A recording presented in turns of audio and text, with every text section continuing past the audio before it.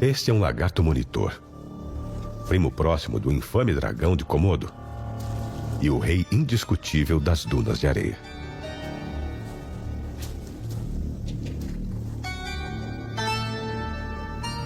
Com até 1,3 metro de comprimento, é o maior e mais agressivo lagarto da Península Arábica.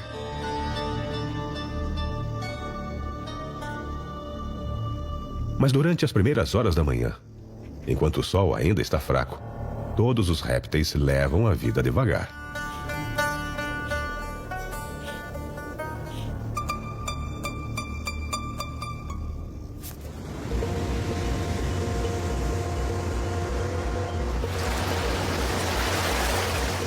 Os répteis colonizaram todos os habitats da Península Arábica, até o próprio mar. Mas à medida que o sol nasce sobre as ondas, as coisas parecem ter corrido mal para um par de habitantes marinhos. Duas serpentes marinhas estão presas nas piscinas naturais.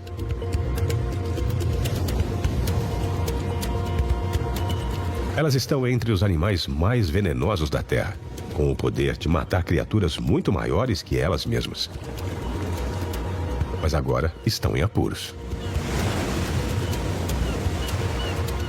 Na maré alta, elas estavam caçando perto da costa, mas o nível da água do mar baixou. E agora elas estão presas, encalhadas nas piscinas naturais até a próxima maré alta.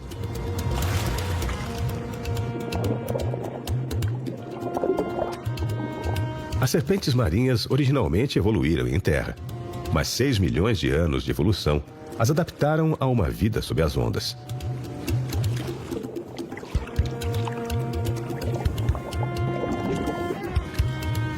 Como todos os répteis, elas precisam respirar ar, mas podem prender a respiração por várias horas, graças aos pulmões alongados que se estendem por quase todo o comprimento de seus corpos. Seus corpos achatados transformam suas caudas em remos, que lhes ajudam a nadar. A maioria das serpentes tem grandes escamas na barriga para a aderência. Mas serpentes marinhas as sacrificaram para seu aperfeiçoamento e são cobertas por escamas menores, semelhantes às dos peixes. Elas são o equivalente reptilianos de baleias e golfinhos, animais terrestres tão bem adaptados aos mares que já não podem funcionar em terra. Sem a capacidade de se mover rapidamente pela areia ou atacar uma presa que passa, elas poderiam passar fome ou se encontrar à mercê de predadores oportunistas. Elas não têm escolha a não ser aguardar a maré virar e esperar que a água chegue até elas antes das gaivotas aparecerem.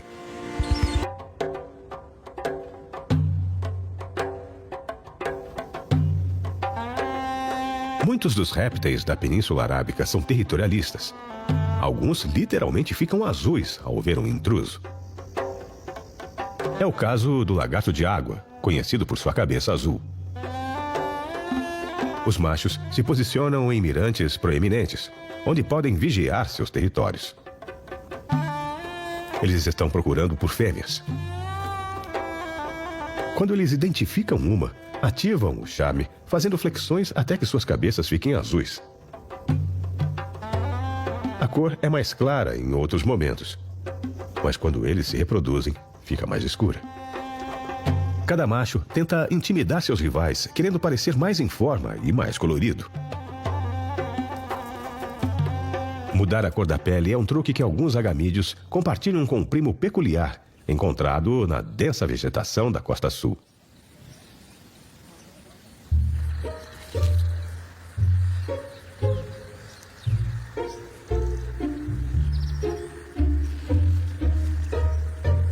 Existem cerca de 200 espécies de camaleões espalhados pelos trópicos.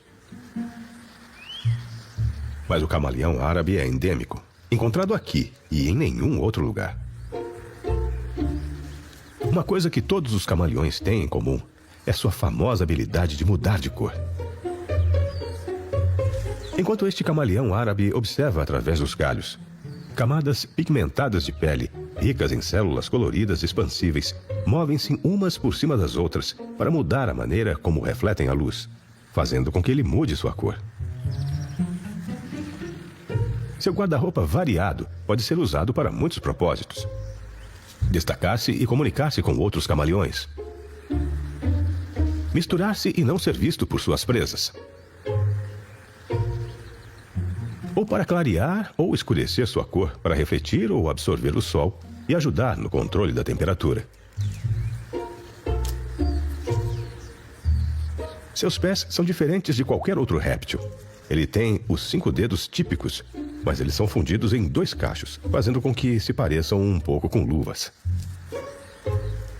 Eles são perfeitos para manter o controle sobre os galhos. Sua vida arborícola é ainda mais estabilizada com uma longa cauda preensil.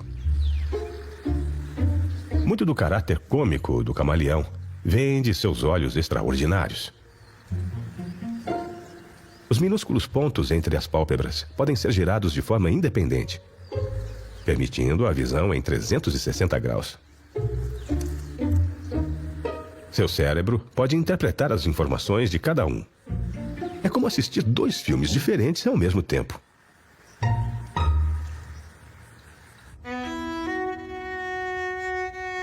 De volta às dunas de areia, a temperatura está subindo. O lagarto-dragão se levanta e fica na ponta dos pés. Isso permite que o ar de resfriamento circule em torno de seu corpo e minimize o contato com a areia quente. O lagarto Dub passou as horas mais frias da manhã usando seus dentes em forma de cinzel para cortar a vegetação difícil do deserto, mas o tempo está se esgotando para o seu brunch vegetariano. No final da manhã, a temperatura do ar pode subir para 49 graus Celsius. Mas a areia é mais quente. E chega a quase 64 graus Celsius. É muito quente para os répteis. Esse calor compromete sua resistência. Até mesmo o lagarto Dub vai para a sombra de sua toca para uma sesta à tarde. Debaixo da terra, a umidade pode chegar a 80%, tornando-se um refúgio confortável, mesmo nos dias mais quentes. Vários lagartos Dubs compartilham um sistema de túneis, que podem ter mais de 10 metros de comprimento. Eles também toleram invasores como besouros, lagartixas e até pássaros. Como as escavações de areia geralmente desmoronam, eles escavam planícies de cascalho que correm sob a areia para ter um suporte estrutural mais forte. A colônia de lagartos usará a mesma toca por muitos anos. Esta paisagem verde exuberante parece um mundo longe do deserto de areia. Um oásis raro, criado por uma fonte natural e chuva. Aqui, a vegetação protege os animais do sol ardente. As árvores dão abrigo, mas também disfarçam alguns caçadores mortais.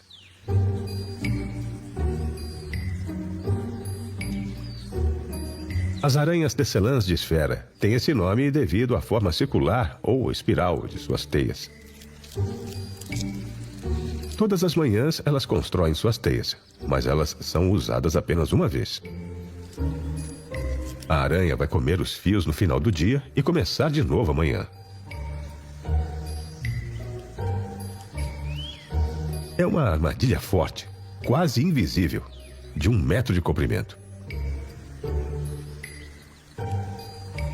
Os fios pegajosos vão prender os insetos que passarem muito perto.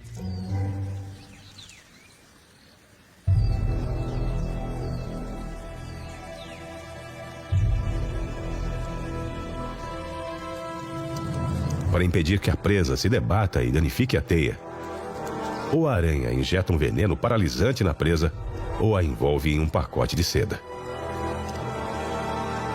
O veneno contém enzimas que também degradam lentamente o tecido do corpo da mosca. Por fim, o conteúdo será uma sopa nutritiva que a aranha pode beber.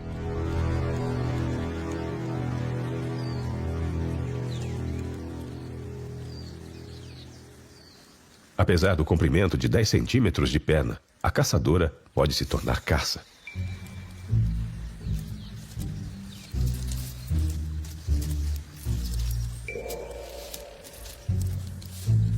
Este excêntrico camaleão é um caçador surpreendentemente hábil.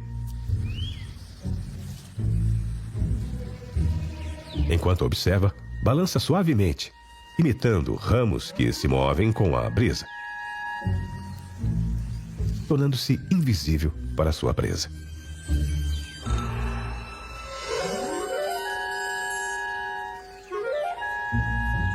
Quando vê uma refeição em potencial, seus olhos errantes se concentram para a frente, para uma percepção de profundidade precisa.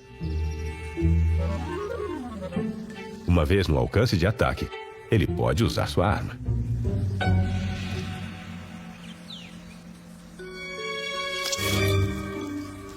A língua tem o dobro do comprimento do corpo e tem uma bola de músculo que pode se transformar em uma grande ventosa. Quando liberada, acelera tão rápido quanto um carro, indo de 0 a 100 km por hora em 1/100º de segundo.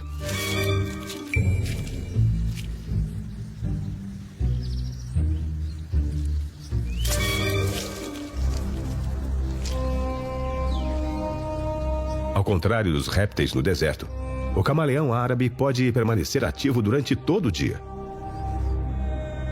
A vegetação aqui funciona como uma armadilha para a umidade entre as montanhas e o mar, criando um microclima que fica a uma temperatura constante de 32 graus durante todo o ano. Do outro lado das montanhas está seco e muito quente.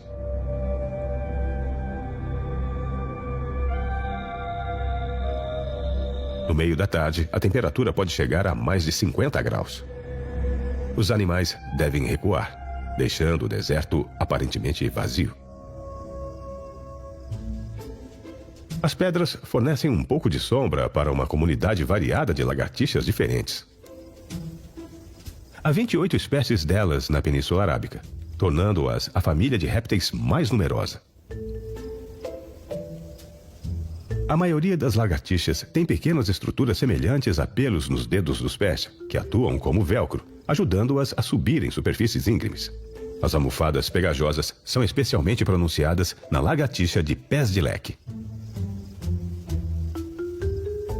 Como a maioria das lagartixas, ela é uma criatura da noite, com grandes olhos sensíveis.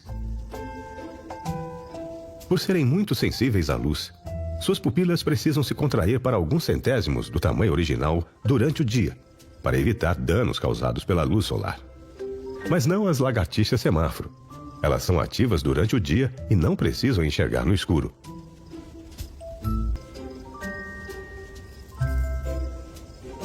Ela teve um surto de crescimento e acabou de perder sua pele. Escamas rígidas não podem se expandir, então, à medida que um réptil cresce, ele deve perder sua pele e cultivar uma nova, com um pequeno espaço de sobra. Para qualquer animal pequeno que arrisque a atividade diurna, existe a ameaça de ataque aéreo. Quando um bando de corvos aparece, é hora de recuar.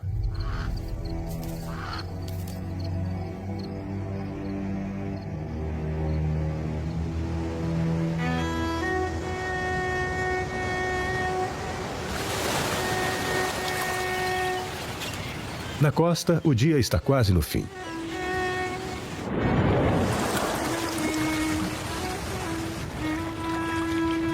Depois de 12 horas, a maré retorna, liberando as serpentes marinhas de suas prisões.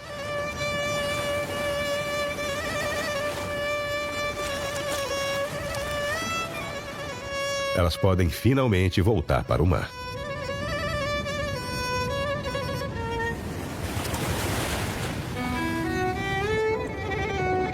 Elas imediatamente começam a caçar, explorando os corais e procurando um alvo conveniente.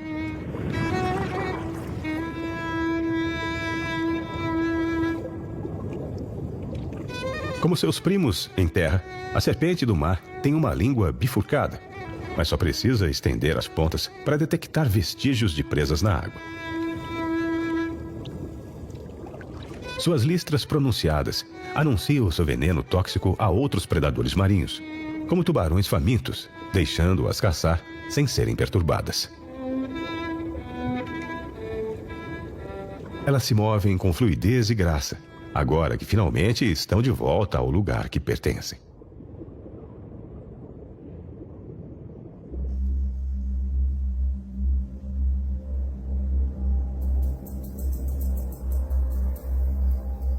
Conforme o dia passa, a temperatura cai lentamente. Para muitos animais, este é o momento de ficar mais ativo. Mas não para todos eles.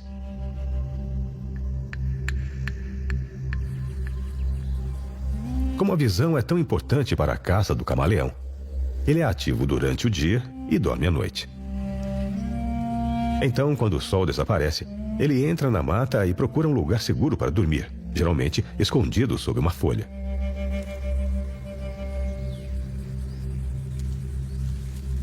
A folhagem densa também ajudará a incubá-lo durante a noite mais fria. Alguns camaleões são conhecidos canibais, o que provavelmente é o motivo pelo qual os indivíduos menores dormem em diferentes partes da vegetação do que os adultos, pois tentam ficar longe do menu dos maiores.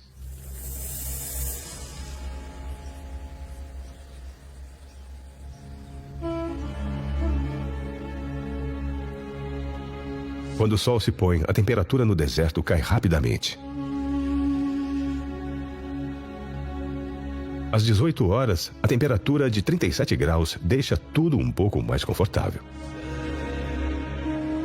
O lagarto Dub fez um lanche noturno de plantas do deserto enquanto esfriava. Mas agora ele vai para dentro. À noite é quando um dos assassinos mais notórios do deserto se agita.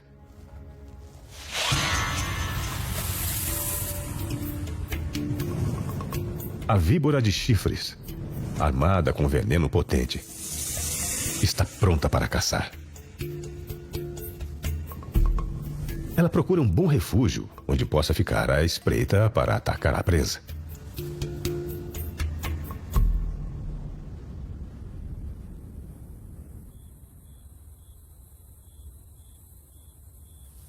Uma cobra rateira também está se preparando para caçar. Antes de começar sua noite de ronda, realiza um ritual peculiar, uma característica compartilhada com poucas outras espécies. Ela espalha uma secreção gordurosa de suas glândulas nasais ao longo de seu corpo. O objetivo deste líquido rico em lipídios é selar a umidade para que não seja perdida no ar quente. Ela é um predador mais ativo que a víbora e procura suas vítimas em vez de esperar.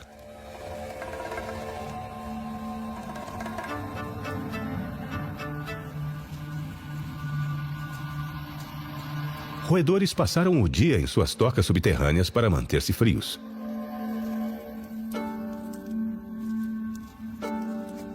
Mas agora é hora de buscar sementes, ervas ou até insetos.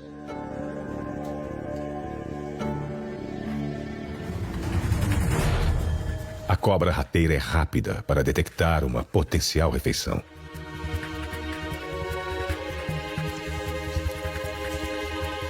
Mesmo predadores bem armados podem ser cautelosos.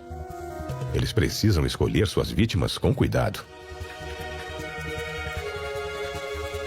No nível do solo, este rato do deserto parece muito grande. Como todos os roedores, tem dentes de autoafiação, em forma de cinzel e garras afiadas. A cobra rateira só é capaz de atacar se o roedor se virar para correr, dando à cobra um alvo em suas costas desprotegidas.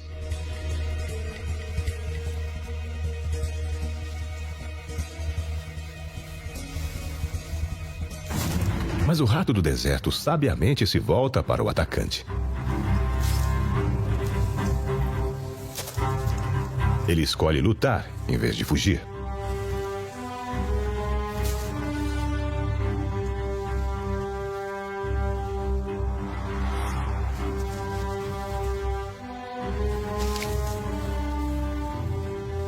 A cobra rateira decide não se arriscar e vai em busca de presas mais fáceis. O mamífero venceu desta vez. Mas graças à eficiência do seu sangue frio, a cobra rateira pôde se dar ao luxo de perder uma refeição.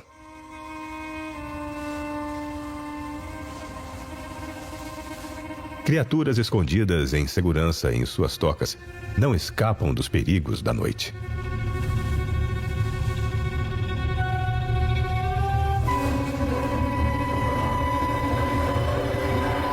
A jiboia de areia da Arábia é como uma toupeira reptiliana, perfeitamente moldada para uma vida de caça sob a areia. Suas escamas lisas são planas e sua cabeça, em forma de cunha, permite que ela atravesse as dunas. Ela ficará enterrada, apenas com os olhos na superfície, para vigiar as presas, como insetos e pequenos lagartos.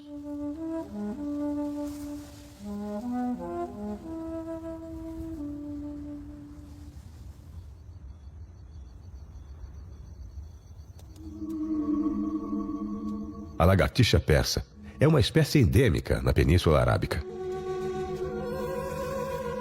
Como a maioria das outras lagartixas, é noturna. Com seus enormes olhos, pode caçar insetos ao luar. A maioria das lagartixas não tem pálpebras e deve lamber os olhos para mantê-los limpos e sem areia. A maioria tem dedos largos para agarrar as superfícies à medida que sobem, mas esta moradora do deserto substituiu as almofadas por escamas, semelhantes a pentes para ajudá-las a se mover na areia. A lagartixa persa só é conhecida pela ciência há 20 anos. Pouco se sabe sobre sua biologia. Mas sabemos que esse pequeno lagarto está regionalmente ameaçado. A perda de habitat significa que está enfrentando a extinção na natureza.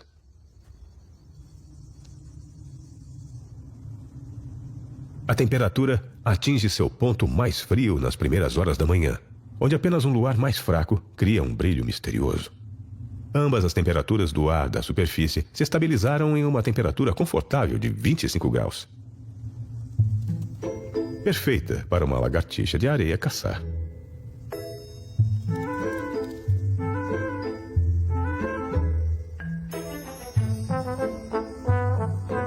Ela está à espreita de insetos.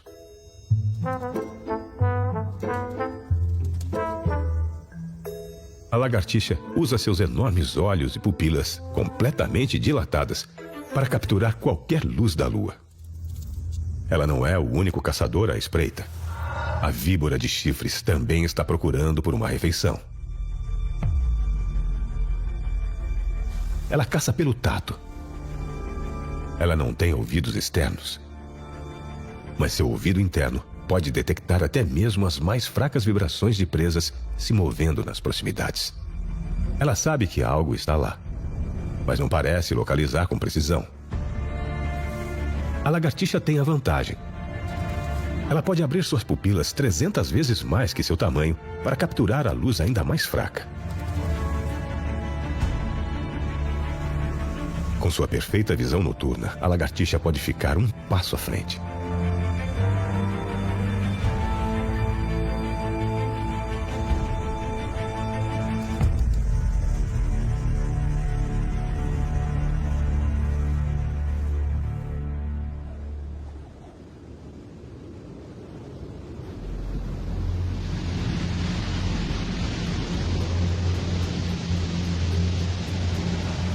As vidas secretas dos répteis geralmente ficam visíveis com a escuridão.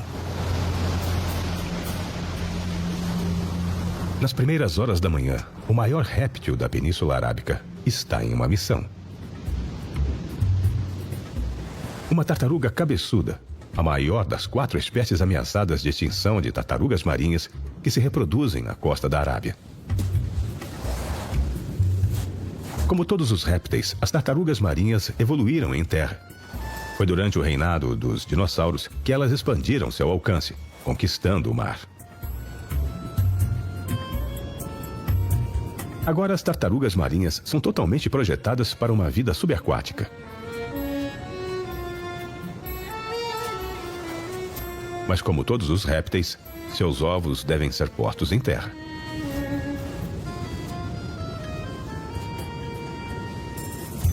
As fêmeas percorrem grandes distâncias até suas praias de criação, até os mesmos pontos onde elas mesmas nasceram, para cavar um buraco e depositarem seus ovos.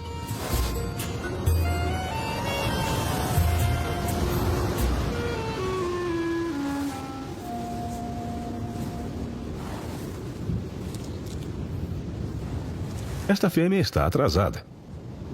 As tartarugas costumam deitar no momento mais frio da noite e tentam estar de volta à água antes do nascer do sol. Mas ela não pode voltar até que conclua a sua tarefa.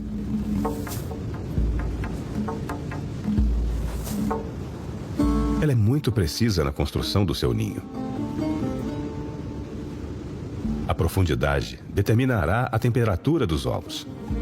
Ela almeja algo entre 28 e 32 graus. Se acertar, a metade superior mais quente do ninho produzirá filhotes fêmeas e a metade inferior mais fria produzirá machos. Se ela errar, os filhotes serão todos do mesmo sexo.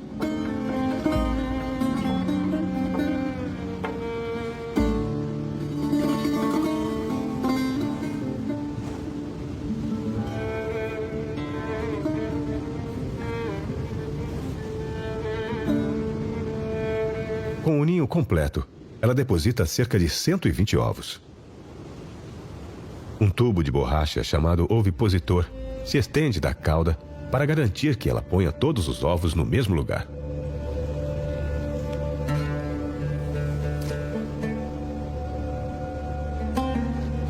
As cascas são emborrachadas para amortecer a queda.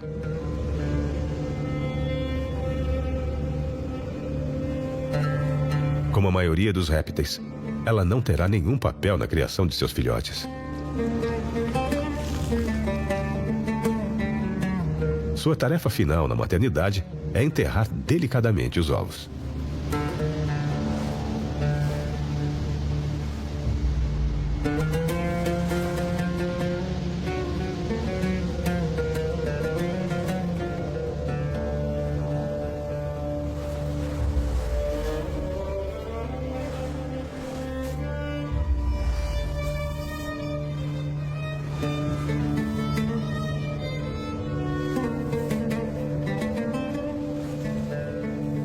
Os ovos eclodem em 40 dias ou mais. Mas o trabalho dela está feito. Agora ela pode voltar para o mar.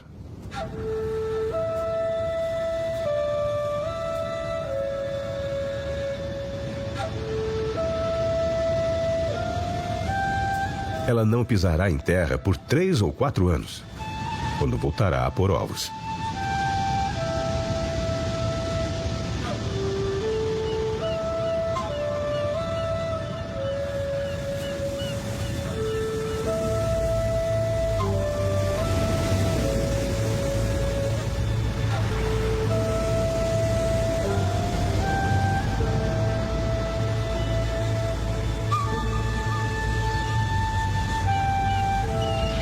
Enquanto o sol nasce, começa o próximo turno do reino dos répteis. Eles estão preparados para explorar o sol e sua energia na Península Arábica. Como seus ancestrais há milênios, eles recarregam suas baterias, prontos para enfrentar os desafios de um novo dia. Aqui, as criaturas de sangue frio têm a vantagem. Afinal, essa é uma terra dominada por répteis.